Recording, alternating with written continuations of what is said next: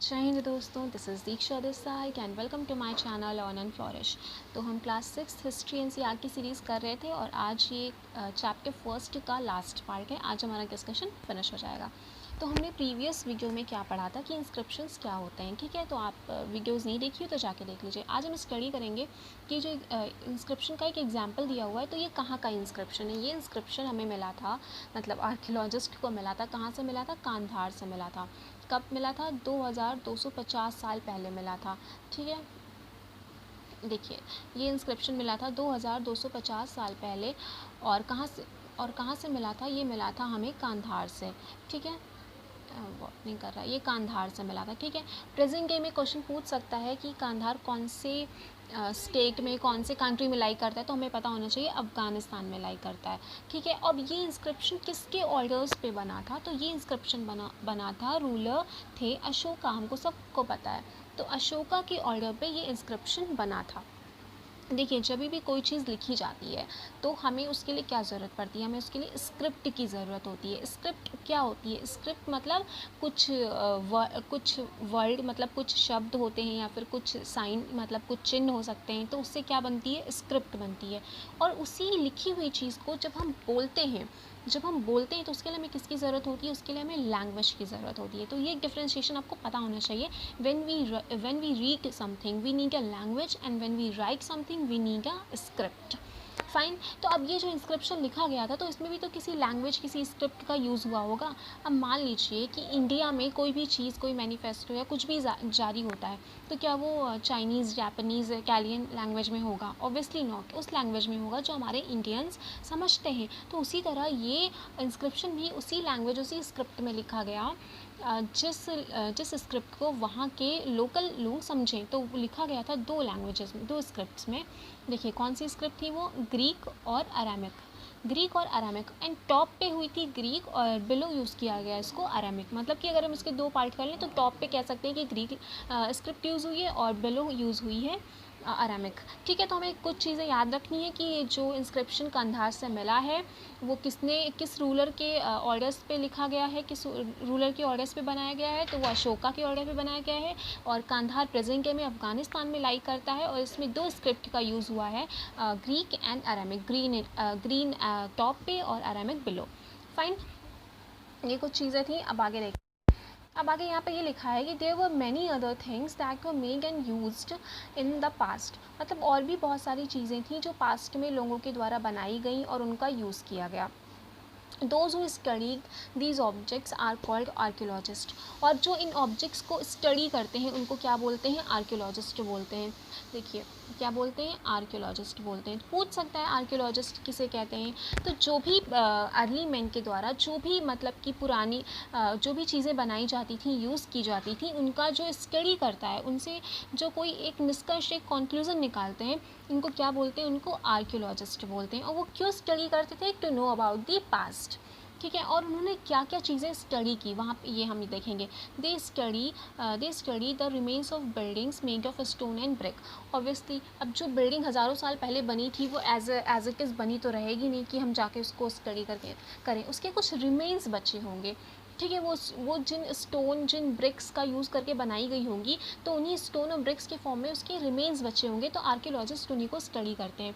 और क्या स्टडी करते हैं? पेंटिंग्स, जो भी उनके द्वारा पेंटिंग्स बनाई गई, और स्कल्पचर मतलब मूर्तियाँ, ठीक है। They also explore and examine, मतलब ये सब चीज़ें, मतलब जो जो उनको मिली वो स्टडी करते हैं। इसके साथ साथ वो और एक्सप्लोर करते हैं, वो और जगह जाते हैं, खोजते हैं और एग्जावेट, खुदाई करते हैं। किस लिए?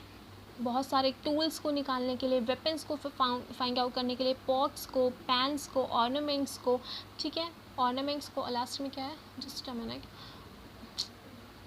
ऑर्नामेंट्स एंड कॉइन्स, ठीक है। तो इतनी सारी, मतलब कि बिल्डिंग्स को उन्होंने किया, रिमेन्स बचे थे बिल्डिंग के, उन्होंने उसका स्टडी किया, बहुत पेंटिंग्स का किया, मूर्तियों का किया। उसके अलावा भी उन्होंने एक्सप्लोर किया, खुदाई की, और बहुत सारे क्या निकाले? Fine tools, weapons, pots, pans, ornaments and coins, इन सबको निकाला, ठीक है। और बताया गया है कि इनमें से जो कुछ ऑब्जेक्ट्स होते थे वो स्टोन के बने होते थे, और कुछ बोन के बने होते थे, कुछ बेक्ड क्ले, मतलब पक्की मिट्टी के बने होते थे, मतलब मिट्टी को पका करके मतलब पकी हुई मिट्टी के बने होते थे और कुछ मेटल के बने होते थे। देखिए अब जो चीज़ें जो है कि मिट्टी की बनी हैं, ठीक है, जो मेटल्स की नहीं बनी हैं वो लॉन्ग लास्टिंग होगी? ऑब्वियसली नॉट, वो जल्दी ही ख़त्म हो जाएंगी, जल्दी टूट जाएंगी। लेकिन जो चीज़ें मेटल्स की बनी होंगी, हार्ड चीज़ों की बनी होंगी, वो क्या होंगी? वो लॉन्ग लास्टिंग होगी, ठीक है, और वो ज़्यादा दिनों तक सर्वाइव भी करेंगी। ये लिखा हुआ है कि objects that are made of hard imperishable substance, मतलब इम्पेरिशेबल मतलब जो जल्दी नष्ट नहीं होते, ऐसे सब्सटेंसेस से बने थे, वो usually survive a long time, वो ज़्यादा दिनों तक सर्वाइव किए, इंस्टेड ऑफ वो चीज़ें जो कि ब्रिक वगैरह की ही बनी हुई थी या फिर मिट्टी वगैरह की बनी हुई थी, ठीक है। चलिए नेक्स्ट पेज पे चलते हैं। देखिए ये क्या बना हुआ है? ये पॉट बना हुआ है और ये कॉइन्स बने हुए हैं जो कि 4700 ईयर्स अगो ये लोगों के द्वारा बनाए गए और किए गए, ठीक है। सिल्वर कॉइन्स में देखिए आज के कॉइन्स ऐसे होते हैं, आज के कॉइन्स ऐसे नहीं होते। ये कॉइन्स कैसे लग रहे हैं? ये कॉइन्स ऐसे लग रहे हैं कि जैसे इन पे किसी ने मतलब कि स्टैम्प किया हो, मतलब कुछ जैसे कि देखिए बना हुआ स्टैम्प जैसा लग रहा है ना, ठीक है। तो अभी इसके बारे में आगे पढ़ेंगे कॉइन्स कैसे होते हैं। तो देखिए archaeologist also look for bones of animals, मतलब आर्कियोलॉजिस्ट ने और क्या क्या चीज़ें देखी? Bones of animals, birds and fish to find out what people ate in past, मतलब कि उन्होंने जो भी एनिमल्स थे, बर्ड्स थी, फिशेस थी, उनकी बोन्स की स्टडी की। क्यों स्टडी की? जानने के लिए कि लोग उस समय क्या खाते थे, ठीक है। अब जैसे किसी जानवर को खाया तो उसकी हड्डी, मतलब कि हड्डी तो नहीं खा लेंगे ना, तो उन हड्डियों को, उन बोन्स को, बची हुई रिमेन्स को स्टडी करने से पता चलता है कि ह्यूमंस क्या खाते थे इतने साल पहले, ठीक है। Plant remains survive far more rarely if, मतलब कि प्लांट्स के जो रिमेन्स हैं वो बहुत ज़्यादा दिनों तक हम उनको बचा के नहीं रख सकते, रेयरली ही हम उनको बचा के रख सकते। और उनका मतलब कि क्या तरीका है उनको बचा के रखने का? इफ़ सीक्स ऑफ ग्रेन और pieces of wood have been burned they survive in a charred form, मतलब कि अगर ग्रीन ग्रीन अनाज के बीजों को और या फिर पीसेस ऑफ वुड के, लकड़ी के पीसेस को अगर मतलब जला दिया जाए, हैव बीन बर्न्ड, तो वो उनको तो उनको हम चाइल्ड फॉर्म में जो है कि बहुत ज़्यादा दिनों तक मतलब कि स्टोर कर सकते हैं, वो बहुत ज़्यादा दिनों तक सर्वाइव रह सकते हैं, सर्वाइव कर सकते हैं, ठीक है। जो हिस्टोरियंस होते हैं या फिर मतलब स्कॉलर्स कह सकते हैं, जो स्टडी करते हैं पास्ट को, इतिहास को स्टडी करते हैं, वो एक वर्ड यूज़ करते हैं source, SOURCE, source word use करते हैं। किस लिए? इन्फॉर्मेशन को रेफ़र करने के लिए। कैसी इन्फॉर्मेशन को रेफ़र करने के लिए? जो उनको मैन्यूस्क्रिप्ट से, इंस्क्रिप्शन से और आर्कियोलॉजी से मिलती है, ठीक है। समझ आई? ये क्वेश्चन पूछा जा सकता है कि जो है कि मैन्यूस्क्रिप्ट, इंस्क्रिप्शन और आर्कियोलॉजी से मिली हुई इन्फॉर्मेशन को जो हमारे हिस्टोरियंस थे वो किस वर्ड से रेफ़र करते हैं? तो वो सोर्स से रेफ़र करते हैं, मतलब सोर्स मतलब क्या? स्रोत, ठीक है। Once source are found, learning about the past became an adventure, एक दफ़े सोर्स मिल जाती है तो मतलब पास्ट को स्टडी करना आसान हो जाता है। As we reconstructed bit by bit, अभी मैं समझाती हूँ। So historians and archaeologist are like detectives who use all these sources like clues to find out about our past।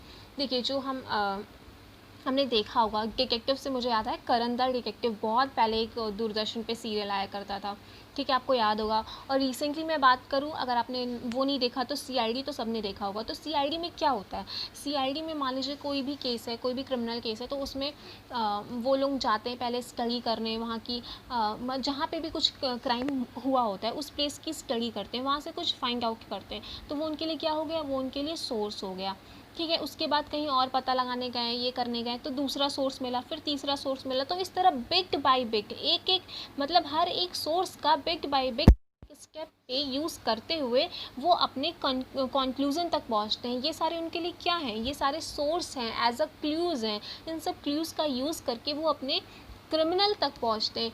In the same way जो हिस्टोरियंस हैं वो manuscript, inscription, archaeology का use करते हैं, उससे जो इन्फॉर्मेशन मिलती है वो उनके लिए क्या होती है? एज अ सोर्स होती है, एज अ क्लू होती है, और उनका step by step, bit by bit use करते हैं और हिस्ट्री तक पहुँचते हैं, इतिहास तक पहुँचते हैं, कि पास्ट तक पहुँचते हैं कि पास्ट में क्या हुआ था। समझ आई ये बात? ठीक है, आगे चलते हैं। वन पास्ट और मैनी, ये जब मैंने स्टार्ट किया था, फर्स्ट लेक्चर मेरा था, तो ही मैंने बताया था कि अपनी जो किताब है उसका नाम आर पास्ट क्यों है, क्योंकि हम किसी एक पर्सन, एक पर्टिकुलर पर्सन, एक पर्टिकुलर जाति, एक पर्टिकुलर के पर्सन के बारे में नहीं बात कर रहे हैं। हम किंग और हमारे क्वींस, हमारे फार्मर्स, हमारे जो है कि हर्डर्स, हमारे पेंटर्स, हमारे मर्चेंट, सबके बारे में बात कर रहे हैं, इसीलिए ये वन पास्ट नहीं है, सबका पास्ट है, ठीक है। अब हम एक यहाँ पे एग्जाम्पल दिया हुआ है अंडमान एंड निकोबार का, कि मतलब कि जैसे कि Andaman island get their own food by fishing. बहुत सारे जो पीपल हैं वो अंडमान में अपना जो फूड है फिशिंग के थ्रू, मतलब हंटिंग के थ्रू मतलब प्राप्त करते हैं, ठीक है। और क्या करते हैं, collecting forest produce. Bye contrast most people in living in the cities depends on others for supplies of food. मतलब कि एक एग्जाम्पल दिया जा रहा है कि जैसे आज क्या होता है, आज भी हमारी जो लाइवलीहुड है उसका जो तरीका है वो डिफरेंट है। जैसे अंडमान एंड निकोबार आइलैंड में क्या होता है कि जो लोग हैं वो अपना फूड फिशिंग के थ्रू, हंटिंग के थ्रू और फॉरेस्ट प्रोड्यूस को कलेक्ट करके प्राप्त करते हैं। उसी तरह सिटीज़ में क्या होता है, सिटीज़ में जो लोग हैं वो फूड सप्लाई के लिए दूसरों पर डिपेंडेंट रहते हैं। तो जिस तरह आज ही हमारी चीज़ें अलग हैं, उसी तरह पास्ट में भी चीज़ें अलग थी। किंग की लाइफ अलग थी, हर्डर की लाइफ अलग थी, फार्मर मर्चेंट की लाइफ अलग थी, ठीक है। ये एग्जाम्पल देने के लिए, मतलब समझाने के लिए एक एग्जाम्पल दिया गया है। तो ये चीज़ हम स्टार्टिंग में डिस्कस कर चुके हैं। अब यहाँ पे देखिए what do dates mean. Dates mean जैसे क्या, अब देखिए यहाँ पे कभी कभी हम लोग देखते होंगे, कभी डेक के आगे BC लिखा होता है, कभी डेक के आगे AD लिखा होता है, कभी BCE लिखा होता है। तो इन सब चीज़ों का क्या मतलब है, देखिए आप सभी को पता होगा जीसस क्राइस्ट, ठीक है। तो जीसस क्राइस्ट जो थे वो कौन थे, क्रिश्चियनिटी के फाउंडर थे, ठीक है। तो उनके बर्थ के बाद जितनी भी डेट्स हैं, ठीक है, उनको अलग रेफ़र करते हैं, और उनके बर्थ के पहले जितनी भी डेट्स हैं उनको अलग रेफ़र करते हैं। उनके बर्थ के पहले जितनी भी डेट्स हैं उनके आगे क्या लगा होगा, BC। What is the mean of BC, before Christ, मतलब बिफोर क्राइस्ट। तो जीसस के बाद की जितनी भी डेट है उनको हम लिखते हैं AD। AD मीन्स क्या, एनो डोमिनी। AD मीन्स क्या, Anno Domini. Anno Domini means in the era of Lord.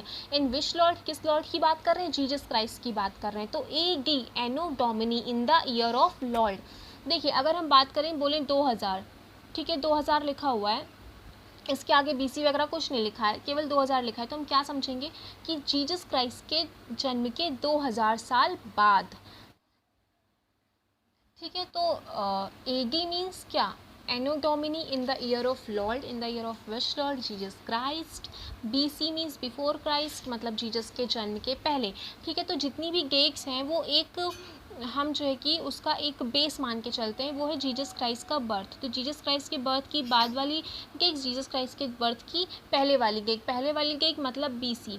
और इसको और भी बोलते हैं, इसको बोलते हैं CE भी BCE भी बोलते हैं, BCE। BCE मीन्स क्या, बिफोर कॉमन एरा। क्राइस्ट के बर्थ की बात की क्या बोलते हैं, AD बताया था। Anno Domini means in the year of Lord, in which Lord, Jesus Christ. इसके अलावा क्या बोलते हैं, CE कॉमन एरा।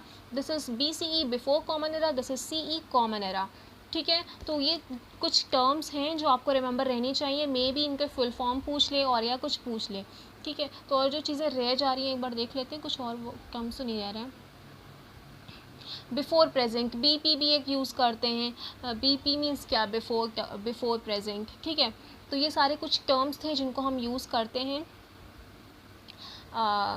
डेट्स को बताने के लिए, ठीक है। तो हमको एक चीज़ याद रखना है कि हमने अपना एक बेस मान के चला है जीसस क्राइस्ट का बर्थ, उनके पहले की जितनी डेट्स हैं वो BC ही हैं, मतलब कि बिफोर क्राइस्ट BCE है, before common era BP before present, ठीक है। जीसस क्राइस्ट के बर्थ के बाद की जितनी डेट्स हैं AD मतलब एनो डोमिनी, मतलब इन the year of Lord, in which Lord, Jesus Christ. इसके अलावा CE मतलब कॉमन एरा, ठीक है। इतनी सारी चीज़ें जो हमें रिमेंबर रखनी है। चैप्टर फिनिश, उसके बाद सबसे इम्पॉर्टेंट चीज़ हम करने वाले हैं वो है practicing of questions, that is very important.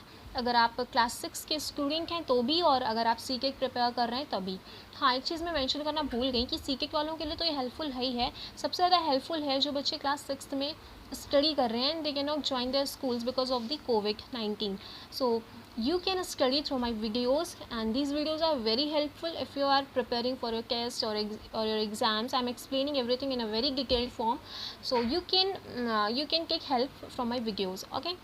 So if you're liking the video, please press the like button, do subscribe to my channel, and please share the video because sharing is the caring. And next video में हम इसके question practice करेंगे जो कि बहुत important है। Okay, bye.